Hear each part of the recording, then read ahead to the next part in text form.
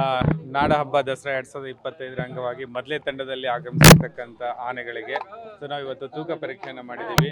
ಆ ತೂಕ ಪರೀಕ್ಷೆ ಈ ಥರ ಇರುತ್ತೆ. ಅಭಿಮನ್ಯು 5360 kg ಭಾರವನ್ನು ಹೊಂದಿದ್ದಾನೆ.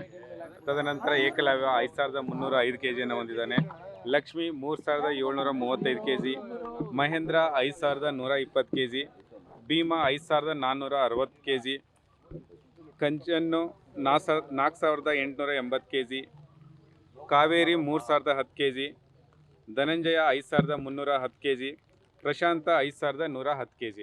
ಸೊ ಈ ಥರ ಎಲ್ಲ ಭಾರವನ್ನು ನಾವು ಹೇಳಿದ್ದೀವಿ. ಬಟ್ ಏನಂತಂದರೆ ಎಲ್ಲ ಆನೆಗಳು ಹೆಲ್ದಿ ಆಗಿದ್ದಾವೆ. ಈ ಸಲ ತೂಕ ಚೆನ್ನಾಗೇ ಇದೆ.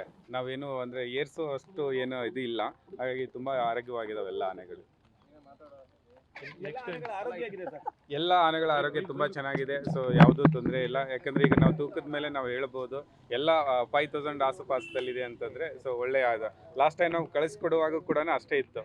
ಸೊ ಈಗ ಅದೇ ವೆಯ್ಟ್ ಮೇಂಟೈನ್ ಆಗಿದೆ. ಅದಕ್ಕೆ ತೂಕ ಪರೀಕ್ಷೆ ಮಾಡೋ ಉದ್ದೇಶ ಅದರ ಹೆಲ್ತನ್ನು ಚೆಕ್ ಮಾಡುವಂಥ ಉದ್ದೇಶ ಇದು. ತೂಕದ ಮೇಲೆ ಓಕೆ ಅದು ಗಟ್ಟಿಯಾಗಿದೆಯೋ ಅಥವಾ ಏನಾದರೂ ಇನ್ನೂ ತೂಕ ಹೆಚ್ಚಿಸಬೇಕಾ ಅನ್ನೋ ಉದ್ದೇಶದಿಂದ ಸ್ಟೆಮ್ನ ಹೆಚ್ಚಿಸುವ ಸಲುವಾಗಿ ಅದನ್ನು ನಾವು ಚೆಕ್ ಮಾಡ್ತೀವಿ. ಹೌದು, ಅಂದರೆ ಇವತ್ತು ಎಲ್ಲ ವೆಟರ್ನರಿ ಡಾಕ್ಟರ್ಸ್ ಒಂದು ಮೀಟಿಂಗು ಇದೆ ನಮಗೆ. ಇವತ್ತೇನೆಂದರೆ ಅದರ ಡಯಟ್ ಚಾರ್ಟ್ನ ಈ ವೇಟ್ ಮೇಲೆ ಇಟ್ಕೊಂಡು ನಾವು ಡಯಟ್ ಚಾರ್ಟನ್ನು ಪ್ರಿಪೇರ್ ಮಾಡ್ತೀವಿ.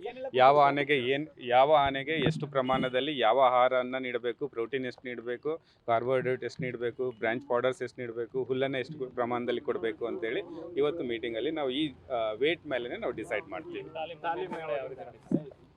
ಇವತ್ತು ತೂಕ ಆಯಿತು. ನಾಳೆಯಿಂದ ಅಥವಾ ಇವತ್ತು ಸಂಜೆಯಿಂದ ನಾವು ವಿಶೇಷ ಆಹಾರನ ಕೊಡೋಕ್ಕೆ ಸ್ಟಾರ್ಟ್ ಮಾಡ್ತೀವಿ. ಸೊ ಅದಾದ ಮೇಲೆ ಡೈಲಿ ತಾಲೀಮು ಸ್ಟಾರ್ಟ್ ಆಗುತ್ತೆ. ಅದೇ ಹೇಳಿದೆ, ಏನೇನಂದರೆ ಬ್ರಾಂಚ್ ಪೌಡರ್ಸು ಬಿಟ್ಟು ರೆಗ್ಯುಲರ್ ಫುಡ್ಡನ್ನು ಬಿಟ್ಟು ಪ್ರೋಟೀನ್ ಆಹಾರವನ್ನು ಏನು ನೀಡ್ಬೋದು ಅನ್ನೋದನ್ನು ನಾವು ಇವತ್ತು ಮೀಟಿಂಗಲ್ಲಿ ಡಿಸೈಡ್ ಮಾಡ್ತೀವಿ.